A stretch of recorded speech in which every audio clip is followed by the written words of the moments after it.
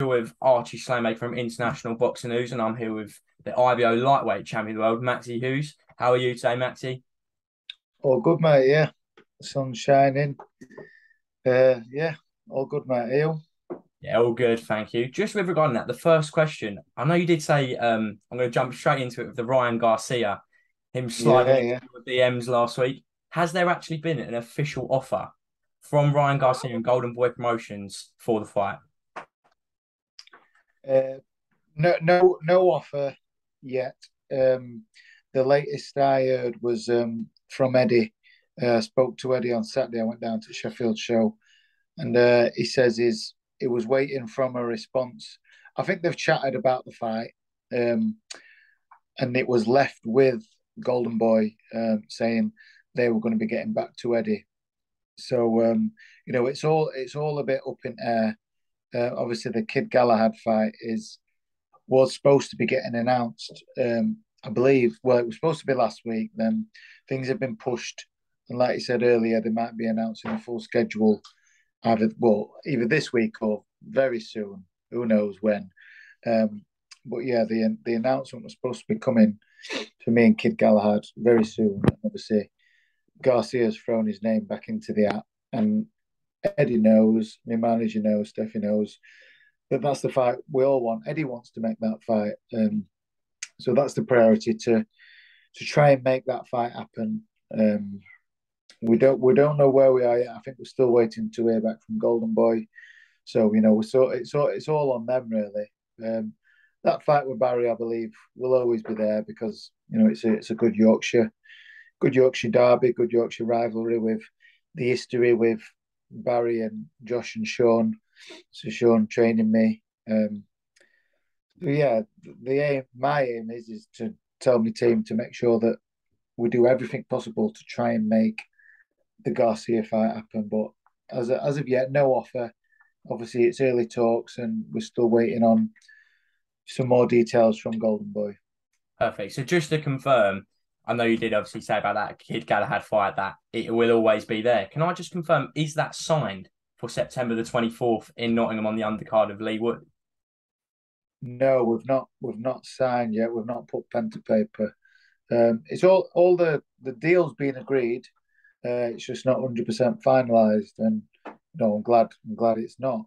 That might have maybe shut the door on Garcia fight, but I'm glad it was never signed. So it leaves us an option to fight Garcia if that fight can get made.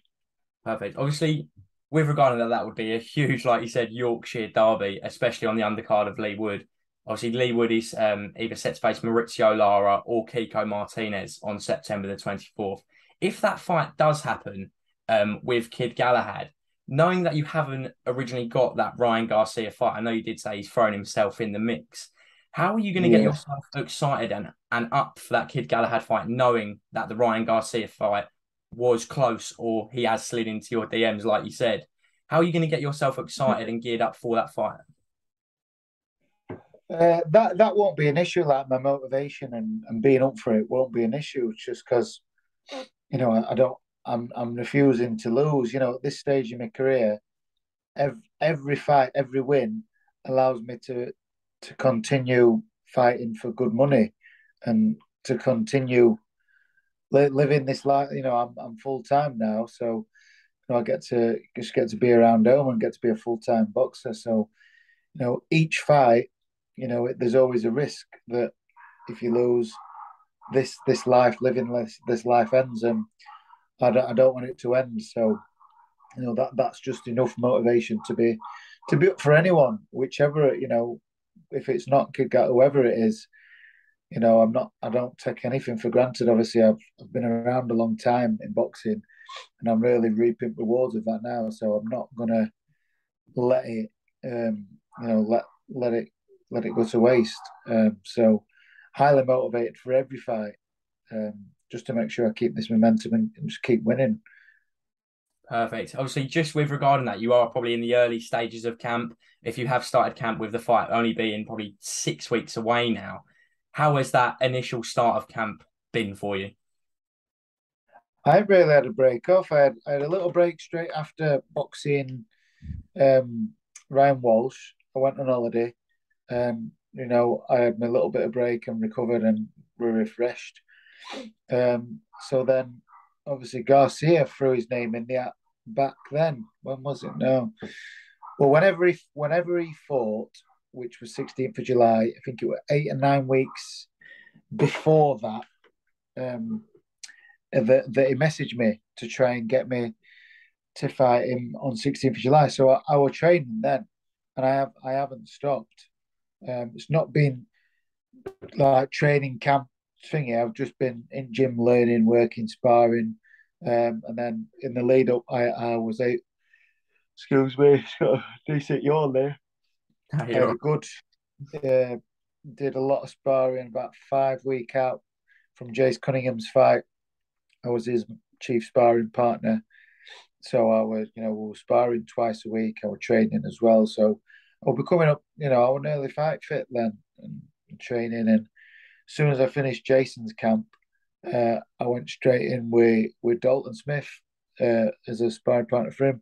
I was gonna get quite a lot of sparring in with him, but his dad Grant sent me all the dates. But um, there were by the time I was sparring, there was the talks of this Kid Galahad fight in September, and at the time I think it were about 12, 12, 13 weeks away, week out from it. So I were knackered. Our body was really tired from all sparring I'd done. So my wife wanted to go on holiday because it was still kids were still at school, and obviously our kids, one of them's a baby, one of them was still at nursery, starting school September. She's going back off maternity leave to work October, so she says it's last chance. What money's it's cheap to go on holiday while kids are still in school. So I had a word with Sean and Steffi. They says, yeah, it'll time perfect. It'll give you a good rest. It says go away for a week. Don't take your training gear. Don't train. Fully rest. So then when you come back, you're refreshed and you're ready to go into a proper training. So I've been in and around training since pretty much since my last one. So now that we're if all else were to not come off and I were to fight Kid Galahad 5 or 6 weeks, that's fine because I'll be ready. Um, it's where I live now, so they're not an issue. Like just as I've got older, I've got better at living the life and being ready. Like when I won British title last year. Excuse me, because that yawn again. I took the I training. took the fight. Yeah, I took the fight in 4 weeks' notice, so I could get myself ready in 4 weeks because of the base fitness and training that I'd been doing. So yeah, stuff like that's not an issue for me. If the fight is ready to go September 24th, with Kid Galahad, do you believe that to be your hardest test to date? Obviously, with him having that, being a former world champion, coming up close against Josh Warrington, do you believe that is your hardest, will be your hardest test? No, I don't believe he's as good as the likes of Liam Walsh. Really highly rate Liam. He could really punch, could Liam, as his record suggests. And he fell short. He fell short again for the IBF world title. I think if it had been anybody else, Liam Walsh would have been IBF world champion. But obviously, he come up against what we're now seeing as a superstar in Tank Davis. Um, but yeah, I think the best name on paper who I thought is well, not just on paper. The best was Liam Walsh, very very talented fighter, technical and can punch, and also Martin Ward. Martin Ward, um, very very good fighter, and I'm not. That's not saying Kid Galahad's not good. I personally don't think he'd be my hardest fight. Maybe tricky and maybe most frustrating fight because I know what he's about. I sparred him years ago. I know he stands on feet and he's got dirty tactics. He uses the elbows and he grabs hold. So it will make it awkward and frustrating. But in terms of hardest, no. And not only that, he's a natural featherweight, really. I don't know why he's jumping up two weights. So that again is something in my favour. Yeah, how did that fight come about? Obviously, I first heard of that. I remember when I was on your Instagram live, I said about that fight to you. How did that come about with him jumping up 2 weights? Did that just get offered to you like randomly off the table by Eddie, or was that in? No, it didn't get it. Were all him. So if the fight does happen and I beat him, I'll just make him regret it. It was from their side. I believe what happened is, I think the Ingles, or him personally, Barry personally, is friendly with John McDonald from Boxing Social. So they got their heads together and thought, it annoyed me a bit at the time, because it still does annoy me. They were going to move up to super featherweight, but decided to come to lightweight. Seen the good run that I've been on, the momentum I've built up. I'm number one in UK. So he's looked at me and thought, oh, Max is doing well. I'll have a bit of that. So they wrote this article, without any of our knowledge. A bit annoyed at Boxing Social for not even contacting me for asking my view. Um, so the article was something like, oh, Kid Galahad and Maxi Hughes are in talks for a showdown in the autumn. Both parties agree it's a great fight, but we're not. I was fuming when I seen it. I screenshotted it to my manager, and he was like, "Where have they got that from?" Because we hadn't been in talks. Nobody from Matchroom had been in talks with that. We were still in the stages of talking with Garcia. Um, so, all like, why have they done that? And, people say because they won that fight. They've gone fishing with it and putting that bait out there. Um, and obviously the Garcia fight fell through, no were happening, and then that's how that did come about. I think Eddie caught, saw it and thought it's a Yorkshire derby. I think contractually, the old Kid Galahad had a fight on his contract, his owed a fight. So, I suppose in terms of an in-house fight, it's easy to make. But yeah, that's how it all came about. Perfect. Obviously, if that fight is next, have you spoken to Josh Warrington with regarding any advice on the fight at all? Has he given you any advice? Yeah, yeah, we've talked through it. Obviously, Sean was the trainer as well. So yeah, we've talked plenty about it, and we've been preparing for that because I don't want to get my hopes up too high that the Garcia fight's going to come off, because I was gutted last time, and I don't want to feel like that again. So we're just generally preparing and maybe focusing a little bit more on Barry with the sparring partners and the techniques that we're working on at gym. So yeah, we obviously we chat all the time. We're at gym, so um, it's not only fought him in pros and beat him in pros. Josh was 3-0 up against Barry because he beat him twice in amateurs as well. So Sean and Josh know him well. That's perfect. Obviously, it does seem there is like obviously, like you said about the boxing social thing, there is a bit of needle there with Kid Galahad, just from what they've done. Obviously, the past, obviously with Sean and Josh. In the Ryan Walsh fight, there was a bit of lead up. Obviously, it was a bit of friendly banter as well. But are you going to portray that same like aggression into the fight and at the press conferences and the way in at all? I don't know. I always tech press conferences and and all the media stuff. We just you can't really prepare for it because you know there's been times in the past where I've prepared, had a rough idea what I want to say, but then my opponent might say something else, which means nothing to what I've prepared to say in my mind. So I've got to respond, and I've just got to, you've got to just wing it on day because you don't know what's going to get thrown at you. So I'm expecting him to play his silly games as he is. I've seen him enough, and I know what he's like. So I'll just see what happens.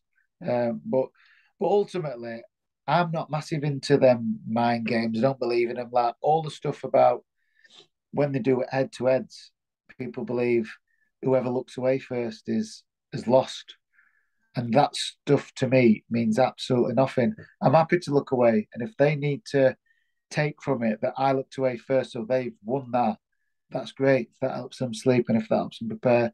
Whereas for me, it just doesn't interest me at all. I don't lose any sleep over it, or it just means absolutely nothing. It's just a bit of media. And people get a bit into it much. Like I saw the other day that when McKinson and Ortiz Jr., like Oscar De La Hoya were like telling them, guys, look forward to the cameras, and they won't take their eyes off each other. And it's awkward. I just be like, I don't want to keep looking at you. I'm gonna be looking at you 12 rounds, and I'll be punching you for 12 rounds. So I don't need to look at you. I'm one of them happy to look away. Like so, in terms of all that media and stuff, I've got my motivation for what I need to fight. I've got that fire in me really. Um, I don't need to carry it into um, press conferences. But if he's being horrible and trying to be clever, I'll just respond how I need to respond and how I think the best way is to respond. I don't want to waste energy on being angry and aggressive, so I'll save all that for fight night. Perfect. Bit of a different question, obviously, with regarding that. How would you describe or what is it like having Steffi Ball as a manager? It's great. Obviously each month and each year that goes by that I'm signed with him, our relationship gets stronger. We know each other better and better. We had a bit of a lads night out at boxing. Me, Steffi, and Latif, who helps him at gym. It was just us three went. So yeah, I've got a brilliant relationship with Steffi. Pretty much every other day we're exchanging messages and voice notes on WhatsApp about what's happening, and just chatting and laughing and joking. So got a good relationship with him, and he's a brilliant manager. He can't look what he's done for his fighters. He's 100% committed. He's full time boxing trainer, manager, promoter. So he lives and breathes boxing. So in our area, there's nobody better to guide my career. That's perfect. Obviously, I'm going to give a fight to you now, obviously, that is coming up in your division where it's scheduled to come out, it's rumoured. Devin Haney, George Kambosos too. A quick question just Yeah. before that, actually. Hearing Devin Haney say that he wanted to fight you, how did that make you feel? Oh, I got a bit giddy, but I had to pull myself back because I knew he had this rematch clause. But it was nice for him to put some respect on the IBO. He gets a bit of stick, but for the undisputed champ to say that it's a belt that he wants, it was nice to hear that. And hopefully that fight can get made after his rematch. And to be fair, I picked Cambosos to win that fight, with it being in his hometown, the momentum, and obviously each of their last wins, obviously Cambosos' win was Lopez, a massive upset win in the Champions Back Garden away from home. Whereas Haney's was still obviously a brilliant win against Jojo Diaz. But in terms of in that, I believe that the momentum, the home advantage, was going to be with Cambosos. But Haney proved me wrong, and he boxed a brilliant fight, sharp on jab, didn't waste no, did what he needed to do away from home in the champ. Well, obviously he was champion, but in the undisputed champions back garden, did what he needed to do. And judging off that, I believe that the rematch will go, something a bit similar, and again now see another Haney victory. Perfect. Obviously, with regarding that as well, the big rematch that is coming up as well in August 20. How do you see the Alexander Usyk versus Anthony Joshua rematch going? I see another Usyk win. See everybody saying what Joshua should have done in the first fight was use the size and pressure him more. But I don't. I personally, from everything I've seen of Anthony Joshua and maybe the little boxing knowledge that I have, I don't think that Anthony Joshua is built for that. He's an upright boxer. Your classic textbook boxer. He stands upright. He lets his shot. Don't get me wrong. He lets his shot go beautifully, and they've worked for him in his career. But when he comes up against someone like Usyk, um, Usyk's far superior, the technical, and it seems the powerful boxer because Usyk was the one who wobbled Joshua. Whereas when Chisora fought Usyk, who was able to maul him and really use his size. But that's naturally how Chisora fights. He's hunched over, he's low, he's dipping and weaving and using his weight. Anthony Joshua is, I think, is too clumsy to fight like that. If he tries to fight like that, something he's never done in his career, Usyk will tear him apart really quick. He'll clumsy, he'll fall in, he'll come over, he'll be open to uppercuts. Um, so, and like everyone's saying, Anthony Joshua needs to adjust, but everybody's not saying if Anthony Joshua adjusts, so will Alexander Usyk. He's one of the most gifted fighters currently on planet. Um, so, he'll just adjust. He hasn't just got one fighting style. He'll make them adjustments to what Anthony Joshua will make. So that's my opinion anyway, and I believe that we'll see another Usyk win. And Usyk's got that extra fire in his belly with all the trouble, what's happening in Ukraine. It's obviously in his mind he's fighting for his country. Perfect.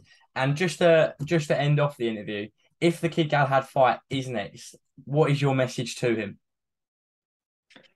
I ain't got no message for him. I've not got a lot to say to him, to be honest. Just for me, it's just another fighter standing in my way of leading to bigger fights. If the big fight's not next with Garcia, it's just somebody else standing in the way. So it's just a matter of beating him, taking care of him, and moving on. If the Garcia don't fight happen now, he knows who I am. Devin Haney knows who I am.